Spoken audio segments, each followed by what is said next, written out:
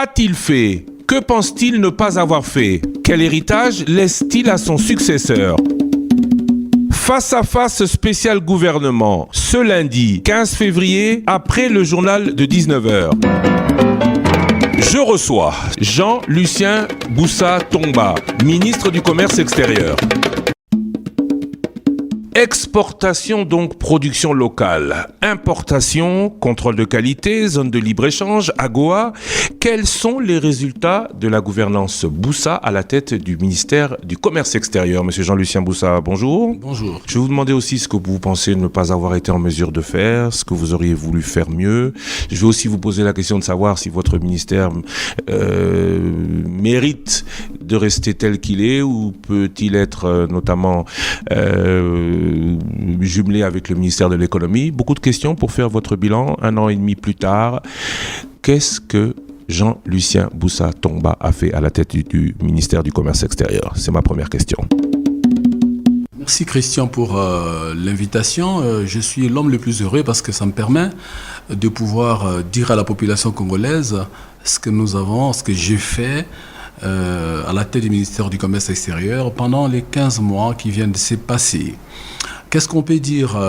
4 axes principalement. Le premier axe, c'est celui de la conduite des politiques en matière d'import-export avec incidence sur la production intérieure, protection de l'industrie locale, protection des emplois, accroissement des parts des marchés de nos industries locales et accroissement de la participation de nos industriels au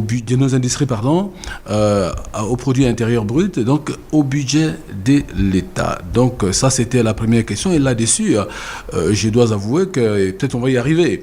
Notre bilan est largement positif. Donc première chose. Deuxième aspect de la question, c'est la question de la qualité des produits qui rentrent dans le pays. Et là, c'est le rôle de l'OCC sous l'impulsion donc du ministre du Commerce extérieur. Par rapport à cela, nous avons beaucoup travaillé sur ces côtés-là, plutôt vers ces côtés-là, en construisant de nouveaux laboratoires, en les mettant au standard international avec des laboratoires accrédités qui permettent finalement de dire tous les produits que nous importons ou tous les produits qui sont produits, passez-moi la tautologie localement, sont contrôlés par l'OCC lorsqu'ils passent dans les circuits formels. Et donc, sur cette question, nous avons été très clairs. On a interdit les produits impropres à la consommation. Je crois que vous avez suivi de temps en temps que lorsque nous avions eu l'alerte par rapport à cela, on n'a pas lésiné sur le moyen pour dire non, et protégeant ainsi la santé de notre population. Troisième élément de notre bilan, ce sont des réformes en matière d'import, en matière d'exportation. Il n'y a pas de politique d'exportation sans lien avec la production intérieure. Mais il n'y a pas aussi une meilleure politique d'importation, c'est une intelligence économique qui réfléchit sur les stratégies d'exportation du pays. J'ai créé donc, sous ma direction, l'Agence nationale de promotion d'exportation. Cette intelligence économique, ces lieux de stratégie en matière d'exportation pour permettre au pays d'avoir des politiques économiques qui sont en cohérence avec nos politiques d'approvisionnement intérieur, mais aussi nos politiques de pénétration du marché extérieur. Aujourd'hui, cet établissement public a été créé par décret du Premier ministre et très bientôt, les chefs de l'État vont nommer des dirigeants. Quant à la zone de libre-échange continentale africaine, c'est aussi les dossiers que nous avons portés. Que vous avez portés, mais qui ne sont pas de vous. Alors, on y reviendra là-dessus. Revenons un peu à ce que vous avez annoncé. Conduite des politiques avec accroissement PIB et donc hausse de la contribution de votre ministère au budget. Quels étaient les chiffres à votre arrivée? Quels sont les chiffres aujourd'hui? Non, le ministère du Commerce extérieur, c'est un ministère transversal. Nous impulsons des politiques. Pour noter les recettes qui en découlent, il faut aller à la DGDA, il faut aller à la DGI. Nous ne sommes pas un ministère. Non. Lorsque nous disons que nous avons interdit les importations du ciment, par exemple, pourquoi nous l'avons fait? Pour protéger l'industrie locale. Ou autoriser exclusivement l'importation de ciment. Quelle est la conséquence sur l'industrie? La conséquence est que la production augmente. Les parts des marchés augmentent. Le chiffre d'affaires augmente. Et les impôts prélevés par la DGI augmentent. Donc, C'est à ce niveau-là que on va noter que par rapport, par exemple, aux cimenteries, aux producteurs des boissons gazeuses, etc., les rapports que nous recevons font état de l'accroissement sensible des recettes. Par contre, le ministère du Commerce a des actes générateurs de recettes. C'est administratif, hein, les numéros import-export et les amendes et pénalités. Mais la logique du ministère du Commerce n'est pas de réaliser des recettes à strictement parler. C'est des politiques que nous menons qui permettent au secteur productif national, qui permettent à d'autres secteurs des services de pouvoir émerger, de pouvoir se développer avec les conséquences qui sont suivies. Quand je dis quel progrès avez-vous pu permettre? Je voudrais être clair. Quand vous dites où nous avons interdit l'importation de ciment gris, c'est au niveau de la DGI que les recettes augmentent. Mais quand on interdit l'importation de ciment gris, c'est aussi au niveau de la DGDA, les recettes qui diminuent. Très bien. La différence, elle est où? Très bien. Lorsque nous avons décidé, là nous rentrons dans un élément important de notre politique, lorsque nous avons décidé la prohibition des importations du ciment gris, de boissons gazeuses, des bières, des barres de fer, des sucres. C'était pourquoi? Premièrement parce que nous nous sommes rendus compte que les importations, notamment de l'Angola, de ces produits, par la fraude en partie aussi, par le fait de la concurrence déloyale en même temps, ont causé du tort à l'industrie locale. Vous avez suivi que certaines branches de notre industrie commençaient à être fermées. Bralima Mbandaka, Bralima Boma, etc., etc. Et à un moment donné, nous avons eu des industries des cimenteries émergentes. PPC Barnett et autres. Qui menaçaient de fermer. Qui menaçaient de fermer, qui avaient des problèmes alors qu'elles venaient de s'installer dans le pays. La fraude à l'importation, la concurrence déloyale a failli nous causer du tort, nous, l'économie congolaise.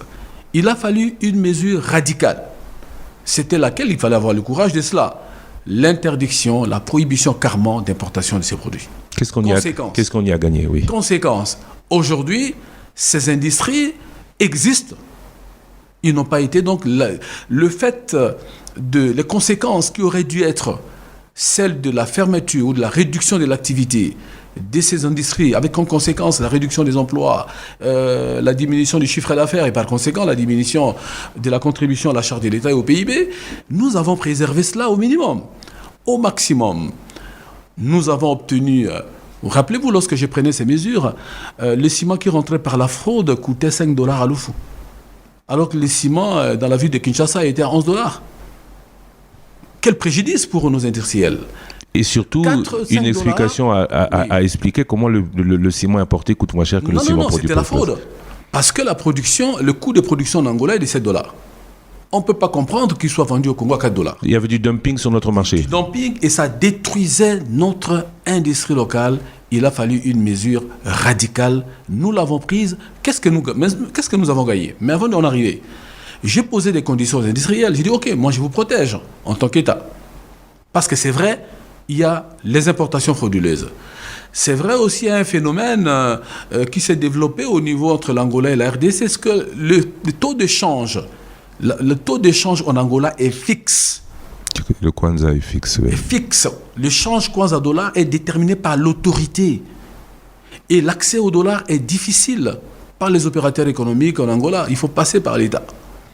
Alors qu'en RDC, nous sommes en taux d'échange flexible. L'accès au dollar n'est pas compliqué en RDC.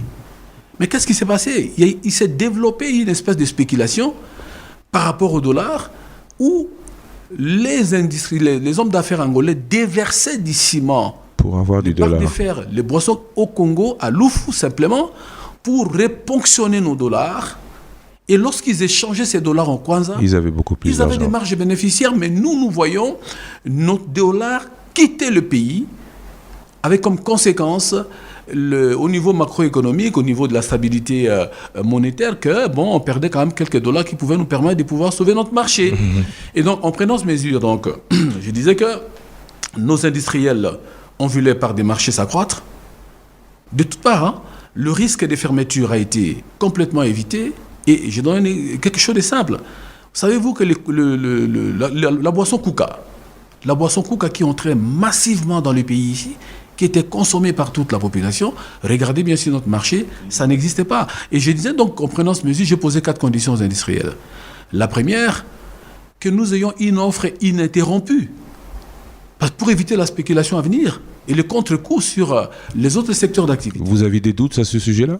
Bien sûr que j'avais des doutes. Il fallait donc que j'ai la garantie. Vous l'avez eu? On a eu la garantie. Ont-ils respecté leurs engagements? Aujourd'hui, et deuxième condition, les prix.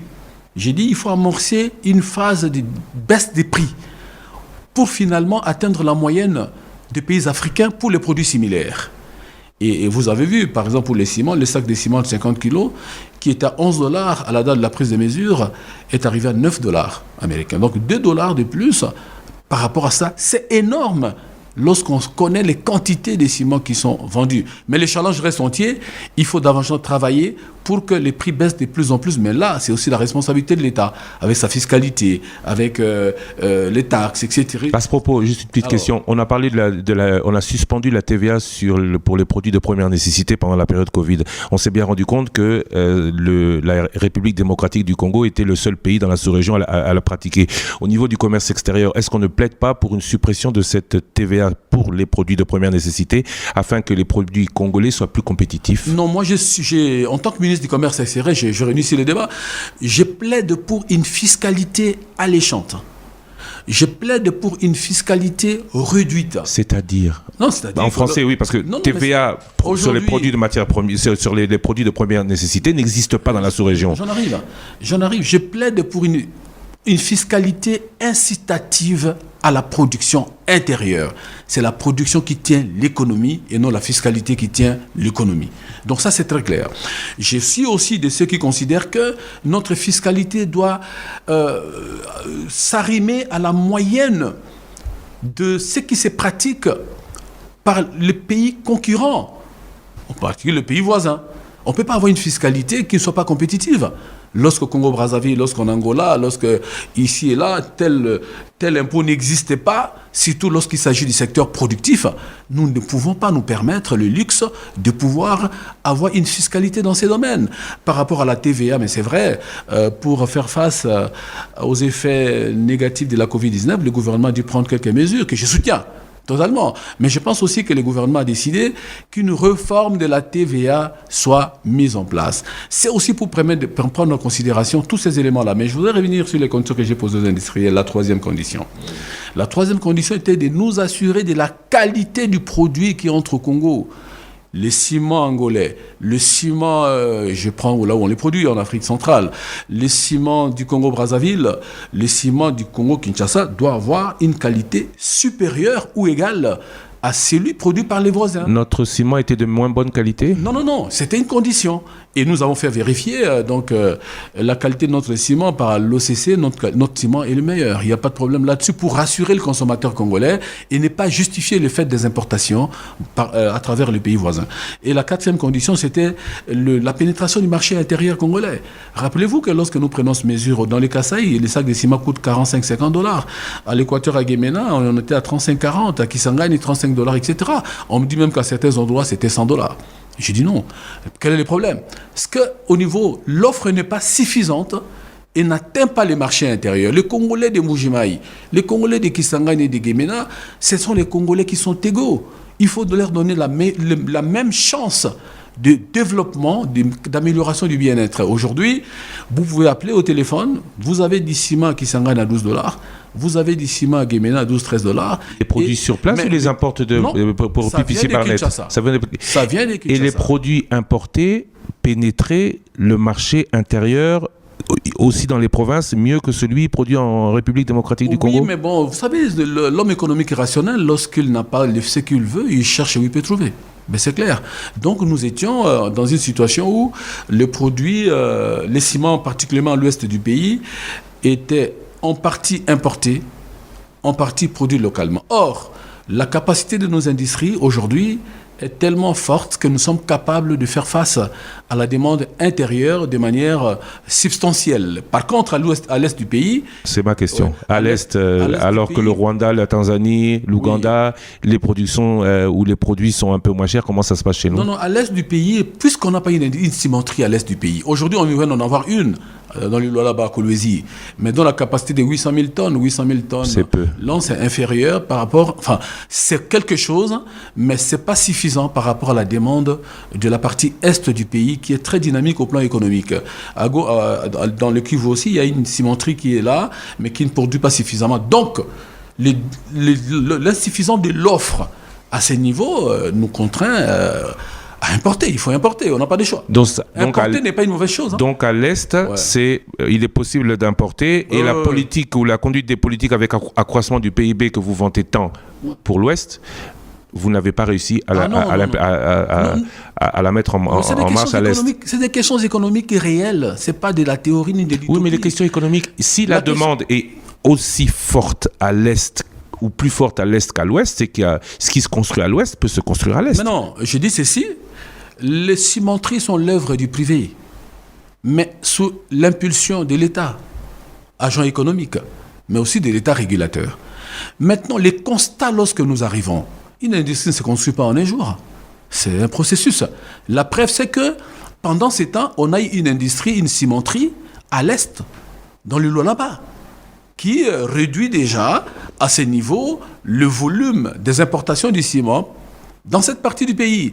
Le challenge pour les pays, c'est d'avoir des cimenteries, pas que des cimenteries, c'est d'avoir des cimenteries, des sociétés brassicoles, l'agro-industrie, un peu de tout, etc. Un peu de tout. Là où nous avons des dotations naturelles, nous devons être capables de transformer nos produits en leur donnant une valeur ajoutée élevée et permettre de satisfaire d'abord les besoins intérieurs et probablement de dégager des excédents pour pouvoir commercer et réduire ainsi notre dépendance vis-à-vis de l'extérieur. Donc ces conditions ont été remplies par les industriels et aujourd'hui je suis fier de dire que les prix ont baissé. Les industries ont été, ils sont là, les emplois ont été préservés, les chiffres d'affaires ont augmenté.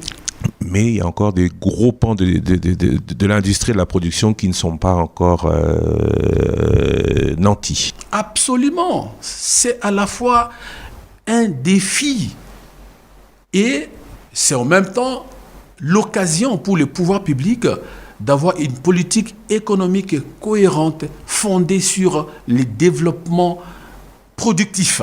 Les secteurs productifs doivent avoir l'attention de l'État. Et je pense que là-dessus, on y a travaillé malgré la Covid-19, parce qu'il faut avouer que, toutes choses restant égales par ailleurs, la Covid-19 a affecté sérieusement nos économies, l'attraction des investissements et la capacité productive locale. Nous sommes quand même l'un des pays rares où nous tenons, alors que la Covid nous a sérieusement frappés. Mais le challenge, comme je disais tout à l'heure, c'est que notre pays rentre sur l'orbite d'une économie productive, diversifiée. Ce sont des défis que nous devons relever en tant qu'État pour nous permettre à la fois de répondre aux questions que nous posent les consommateurs congolais, mais en même temps aussi aux questions que nous posent les pays. Ça veut dire que nous avons besoin d'une économie forte au cœur de l'Afrique pour à la fois, résoudre le problème de pauvreté, réduire la pauvreté. Vous avez parlé dans ce que vous avez fait de 3 principaux points. Le premier, les conduites des politiques. Deuxième, qualité des produits. On va revenir avec l'OCC. Vous avez aussi parlé des réformes en matière d'exportation, importation, réflexion sur les politiques. Et vous avez parlé de l'ANAPEX, qui est l'Agence nationale de promotion de l'exportation. Elle n'est pas encore mise en place. Le président n'a pas encore signé l'ordonnance. Vous le dites, à quand le début de ces activités? Vous le prévoyez pour quand? Voilà, donc c'est encore, on peut dire, une fierté pour la République démocratique du Congo aujourd'hui. Comme les autres pays l'avaient compris il y a longtemps, un pays doit disposer d'une agence de promotion d'exportation. Ça veut dire que de cette intelligence économique qui réfléchit sur comment le pays peut-il tirer les meilleures parties de sa présence dans le concert des nations. À quand le début de ces activités? Donc, l'Agence nationale de promotion d'exportation a été créée, le décret du Premier ministre a été signé, et cet établissement public existe sur le plan de la loi.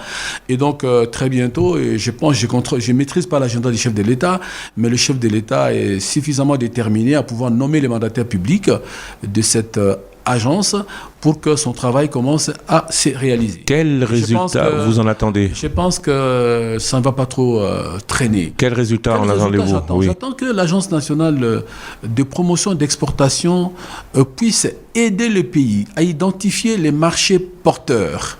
Je donne un petit exemple en termes de pays, mais en termes de produits. En termes de pays, la Chine aujourd'hui, c'est 400 millions de consommateurs solvables. Qu'est-ce que les consommateurs chinois voudraient bien acheter en République démocratique du Congo que la Chine ne produit pas? Le bois, beaucoup exporté à matière brute. Il faudrait peut-être le transformer. Le bois, exemple le bois. Que ferait l'ANAPEX? Non, au-delà du bois. Là, j'ai demandé d'ailleurs à l'ambassadeur de la Chine la liste de produits importables. Bois, parce que la Chine a une politique en matière d'importation qui dit d'ici 2021, la Chine va mettre 22 milliards de dollars en matière d'importation chinoise. Importation chinoise égale possibilité d'exportation de pays qui ont des relations commerciales avec la Chine. Dès lors que nous avons identifié les produits que la Chine va importer d'ici là, autour de ces 22 milliards de dollars-là, qu'est-ce que la RDC peut prendre de ces 22 milliards de dollars? Qu'est-ce que la RDC peut prendre? C'est ça la question. Et c'est vous n'avez pas encore eu de réponse. Non, mais vous m'avez posé la question de savoir qu'est-ce que l'ANAPEX fait comme travail. Ce que l'ANAPEX devrait faire comme travail, c'est d'identifier ces marchés porteurs, d'identifier les produits qui peuvent être écoulés là-bas et d'arrimer les politiques en matière d'exportation à des politiques économiques en matière de production et d'investissement. Par exemple, lorsqu'on sait que la Chine aura besoin d'arachides de la RDC, dans ces domaines, on devrait, en tant qu'État, aider les opérateurs économiques à avoir des subventions qui lui permettent, dans ces secteurs-là, d'avoir les capacités de transformation de ces produits localement, mais aussi de prendre des mesures de facilitation des exportations de ces produits. Sous d'autres cieux, l'Agence nationale de promotion des exportations, et nous arriverons, est aussi dans la logique des crédits. La Fluxim Bank. Oui. C'est une banque d'exportation. On a bien compris. Voilà. Il n'y a pas de risque de conflit de compétences avec l'ANAPI. Il y avait déjà la promotion de l'industrie, maintenant la promotion de l'exportation. C'était pas plus simple de faire que l'ANAPI embrasse aussi l'exportation? Non, c'est vrai qu'il y a une relation inextricable entre investissement et production et exportation. Vous voyez bien que l'ANAPI, c'est l'Agence nationale de promotion des investissements. Tous qui veulent investir dans le pays, dans les domaines bien spécifiés, si les dossiers sont très bons, bénéficient des avantages fiscaux. Ici, nous n'en sommes pas au niveau des investissements. Nous sommes au niveau de l'identification des marchés porteurs où nous pouvons vendre nos produits. Donc, il n'y a pas de conflit de compétences. D'ailleurs, lorsque nous avons présenté le dossier, nous avons dû harmoniser et avec le ministère de l'Agriculture au NAPAC, et avec l'ANAPI, et avec tous les autres services de l'État qui rentrent dans ces domaines d'action pour éviter les conflits de compétences et ainsi faciliter l'efficacité de la NAPEX les jours à venir. Qualité des produits à l'importation, c'est aussi un acquis? Oui, bien sûr. Récemment, on a vu et l'on voit qu'il y a une taxe. On dit que ce n'est pas une taxe, on dit que c'est un accès à un service au niveau des PTNTIC, RAM, qui englobe notamment la certification des appareils téléphoniques. Est-ce que ce n'est pas un désaveu pour l'OCC ? Non, mais pas du tout. Je voudrais rentrer sur l'OCC par rapport à ce que nous avons mené comme politique. Mais il faut avouer que les politiques sont dynamiques. Elles ne sont pas finies une année. Chaque année, on aura des politiques, des ajustements des politiques, en vertu des innovations, mais en vertu du contexte aussi. En ce qui concerne l'OCC, nous avons fait un grand travail. Lorsque nous arrivons à l'OCC, nous avons des défis majeurs à relever. Les premiers, comment faire pour que la qualité, pour que les produits qui rentrent dans le pays, je suis dans le domaine de qualité, avec ces deux aspects, ces deux axes, pour que les produits qui rentrent dans notre pays soient des produits de meilleure qualité et que tout produit identifié comme étant impropre à la consommation ne rentre pas dans notre pays, quelles que soient les conditions. Et nous l'avons fait. Le poisson qui venait ici... oui, mais on dit aussi que l'OCC, malgré tout ce qu'elle a en plus, est un peu débordée. Elle ne contrôle pas tout. Il y a beaucoup de choses qui les... J'en arrive à la problématique, donc les boîtes de conserve, etc. Tous ces produits qui ont été considérés comme étant des produits suspects, nous avons radicalement décidé de les brûler, de les détruire, clairement, ou de ne pas permettre que ça rentre dans le pays. Alors, deuxième aspect, c'est les produits, les biens qui sont produits sur place. Les brassicoles, les hautes tétras, les minoteries. C'est le contrôle de l'OCC en permanence. Ça, c'est le premier aspect. Ça, je dois rassurer la population congolaise que là-dessus, l'OCC et nous ne transigeons pas sur la problématique de la qualité de produit. Deuxième aspect de la question, pour que la qualité de produit soit bien contrôlée, il faut des laboratoires. Nous avons mis en place une politique de construction et de modernisation des laboratoires. Et en même temps, nous avons aussi mis en place une politique d'accréditation des laboratoires. C'est-à-dire la mise à niveau de ces laboratoires qui ont le même niveau, passez-moi la tautologie, que les laboratoires qui sont en France, qui sont en Chine, qui sont aux États-Unis. Aujourd'hui, beaucoup de laboratoires ont été accrédités et nous sommes à l'aise sur les sujets. Maintenant, l'OCC est débordé, mais que non. Il ne faut pas considérer les produits qui rentrent par la fraude comme étant un débordement de l'OCC. Oui, mais l'OCC ne contrôle pas tout aussi. L'OCC, vous parlez des politiques ou des grandes annonces, on brûle, mais il y a par rapport à ce qui entre en fraude, est-ce que vous avez un chiffre de ce que l'OCC contrôle? Non. Tout ce qui passe par les frontières, c'est de la responsabilité de la DGDA. Et c'est en ce moment-là que l'OCC travaille. Il y a 4 services de l'ordre opérationnel que vous connaissez au niveau de frontières. C'est la DGDA, l'OCC, la DGM et l'hygiène aux frontières. Ce sont ces 4 services qui ont la responsabilité de faire accéder le produit dans le pays ou de faire accéder le produit du pays au reste du monde. Si la DGDA ne donne pas l'accès à l'OCC, l'OCC ne travaille pas, c'est ça? Non, il travaille en parfaite collaboration. Il n'y a même pas de doute là-dessus. Mais on ne peut contrôler que ce qui rentre par les voies légales. Ce qui rentre par des sentiers dans un coin perdu du pays, ça c'est du domaine de l'État régalien qui doit ramener tout le monde, aux directions douanières, au niveau où les services de l'État. Donc vous nous dites qu'aujourd'hui, tout ce qui est contrôlé, tout ce qui rentre dans le pays et qui sort du pays de façon régulière, tout est contrôlé par l'OCC. Parlons on a vu que la production est encore faible, on a parlé de l'importation qui doit être plus ou moins freinée, mais on parle de ZLECAf, on parle d'AGOA, on voit que la République démocratique du Congo ouvre son marché. Un marché où elle ne produit pas beaucoup, déjà même pour l'intérieur, puisque vous y posez des conditions. Qu'est-ce qu'on a à gagner à ouvrir des marchés à des pays où la production est plus importante et où on pourrait voir écouler sur notre marché des produits qui sont, du fait de cette masse plus importante de production, beaucoup moins chers que notre production locale?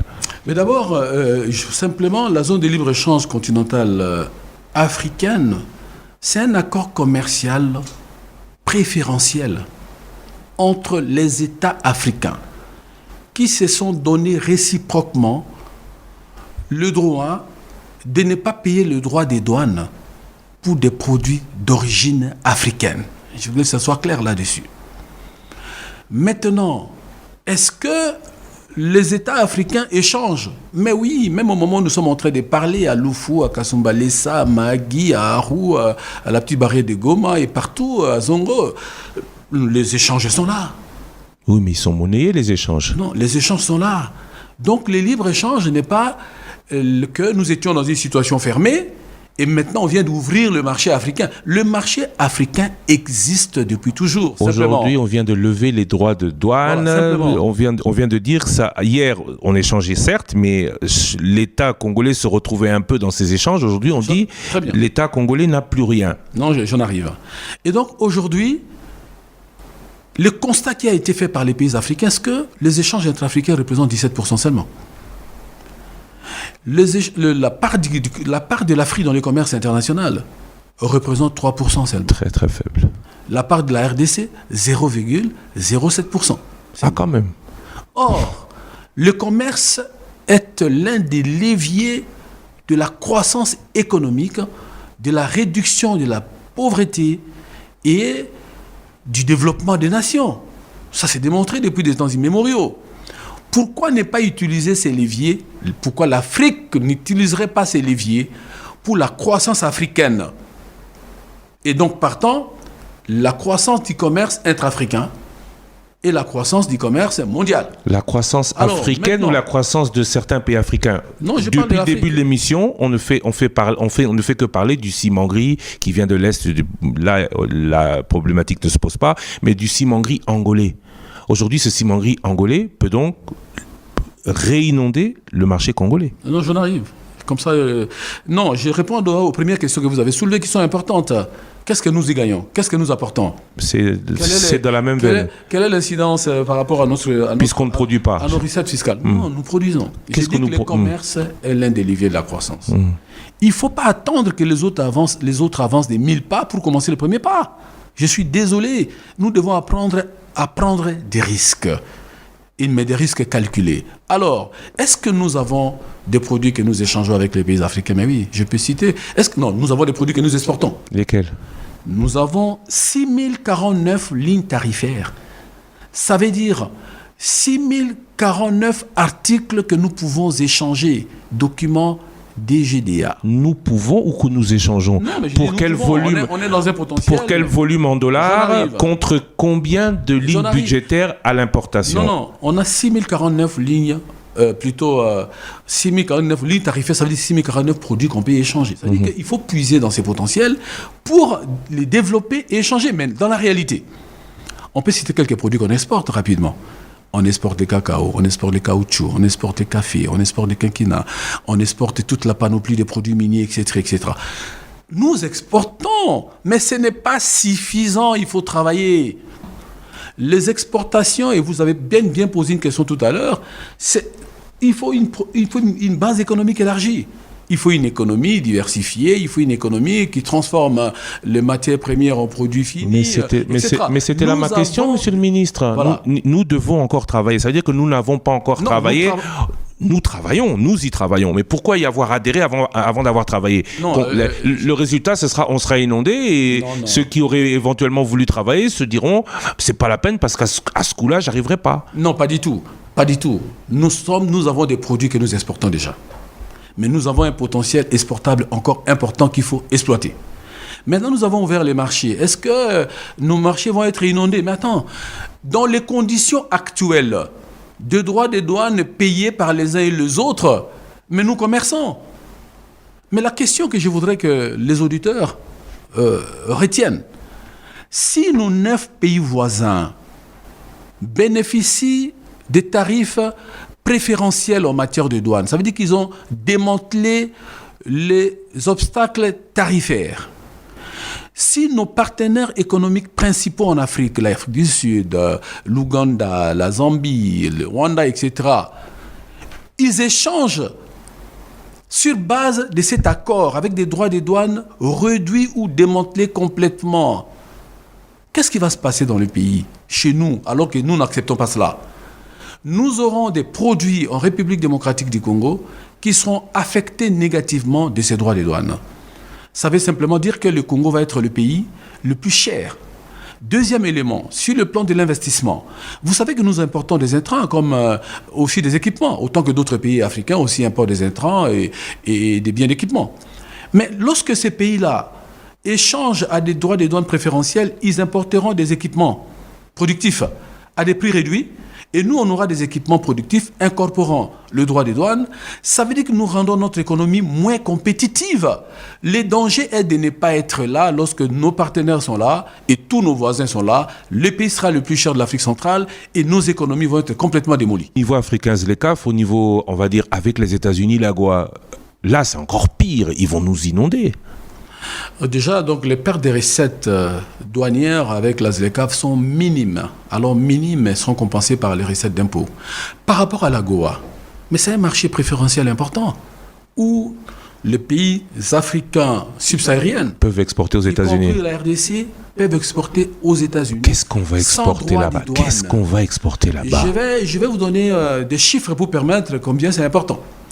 En 2010, 2011, en 2010, lorsque nous étions à l'AGOA, parce qu'on nous a enlevé de là fin 2010, nos recettes d'exportation étaient estimées à 550 millions de dollars. Exportation vers les États-Unis. 550 millions de dollars. 550 millions de dollars vers les États-Unis. Et les importations dans le même temps? Quand nous sommes sortis de l'AGOA, je parle de l'AGOA. Oui. Quand nous sommes sortis de l'AGOA, en 2019, je prends les statistiques les plus ou moins récentes, nos recettes d'exportation sont tombées à 26 millions de dollars. 524 millions de dollars vers les États-Unis. 26 millions de dollars. Donc le gap, 524 millions de dollars vers les États-Unis. Absolument. Donc on a perdu en termes de recettes d'exportation. Le retour à l'AGOA est une opportunité pour nos opérateurs économiques, des petites et moyennes entreprises, comme les autres grands entrepreneurs. Donc c'est un marché qu'il faut explorer aux côtés du marché chinois, qui est de 400 millions de consommateurs, et c'est très important. Et à l'importation, c'est combien l'AGOA? Oh, la balance commerciale, il faut pas... Non, l'AGOA ne parle pas des importations. L'AGOA, c'est, on me dit quoi? C'est African Grown and Opportunity Act. C'est dans les deux sens. Dans les deux sens. Dans toutes les exportations. Les importations américaines sont taxées comme toutes les autres importations, sinon on va perdre beaucoup de recettes. C'est ça l'avantage de l'AGOA d'ailleurs. Que pensez-vous ne pas avoir été en mesure de faire pendant cette année et demie? Je pense que nous aurions dû moderniser la foire internationale de Kinshasa. Vous l'aviez annoncé, pourquoi vous ne l'avez pas fait? Oui, un projet avec le soutien du président de la République qui a une vision sur les sujets très claire. Un projet a été monté en BOT parce que c'est quand même 100 millions de dollars pour moderniser la foire et la placer au niveau, à la dimension standard. Je veux dire, il nous faut plus ou moins 100 millions de dollars. Le projet est là, il est en train d'être étudié par une entreprise qui nous a déjà présenté la première mouture, mais nous avons jugé que ça soit adapté à notre réalité culturelle aussi. Et donc, il s'est fait en même temps que pendant 3 mois, le gouvernement ne s'est pas réuni, mais le projet est là. C'est ce que j'aurais voulu absolument que cela soit fait parce que ça rappelle beaucoup de choses, mais aussi c'est un instrument de promotion industrielle, de promotion commerciale, mais aussi un lieu de loisirs pour des millions de jeunes de Kinshasa, mais aussi des jeunes africains. Le Congo-Brazzaville peut envoyer ses enfants ici pour les loisirs. Donc, c'est ce que j'aurais voulu que ça soit fait. Quel héritage laissez-vous à votre successeur? Je laisse un héritage, l'Agence nationale de promotion de l'exportation, une bonne politique de régulation des importations en faveur de nos industries. La zone de libre-échange continentale, c'est un dossier que j'ai piloté. Et l'amélioration des conditions de travailleurs de l'OCC, je les ai trouvés avec 8 mois d'arriérés de salaire. Aujourd'hui, ils n'ont pas d'arriérés de salaire. J'ai trouvé l'administration du commerce extérieur dans des conditions exécrables. Pas de soins médicaux, pas des primes conséquentes. Aujourd'hui, ils ont des soins médicaux, ils ont des primes conséquentes. Qu'est-ce que vous avez fait pour ce faire?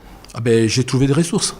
J'ai identifié des ressources. Que le prédécesseur n'avait pas. Puis j'ai identifié des ressources, je les ai trouvées régulièrement et aujourd'hui, les agents, en termes de primes, sont rassurés et les soins médicaux sont pris en charge. Donc vous avez bien travaillé. Je pense que mon bilan est positif. Vous espérez vous succéder? Je suis au service de la nation et je pense avoir une expérience et de capacités qui me permettent de continuer à mener des politiques économiques dans le pays, des politiques commerciales qui permettent au pays de sortir de sa situation actuelle parce que c'est possible, n'est-ce pas?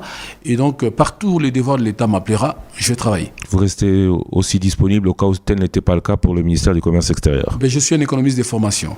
Et j'apporterai mon intelligence au service de la nation. Ce ministère doit rester tel qu'il est. Avant, il y avait commerce extérieur et autre chose. C'était économie et commerce extérieur. Il était englobé avec toute l'économie. On parle de réduction de l'effectif gouvernemental. Pensez-vous que ce ministère du Commerce extérieur peut rester tel qu'il est? Ça dépend de la politique de chaque gouvernement. Un gouvernement comme le gouvernement américain considère que le commerce extérieur est une question essentielle autant que le gouvernement chinois. Et c'est le 3e ministère le plus important du pays. Le commerce, tout court. D'autres gouvernements estiment qu'il faut mettre en cohérence le commerce avec l'industrie. C'est le cas de l'Afrique du Sud, c'est le cas du Nigeria, c'est le cas d'autres pays. D'autres encore pensent qu'il faut mettre le commerce aux côtés des petites et moyennes entreprises. Et voilà, donc ça dépend de la politique du gouvernement qui décline la vision du chef de l'État et qui permet de dire mais comment atteindre ces objectifs-là. C'est comme ça qu'on structure les départements, c'est comme ça qu'on structure les cabinets. Et donc, à mon avis, ça dépendra de la vision du président de la République et du programme du gouvernement qui sera mis en place, qui aura des priorités. Et à mon sens, il y a beaucoup de priorités sur lesquelles le pays doit absolument travailler pour finalement quitter la phase des discours pour la phase d'action.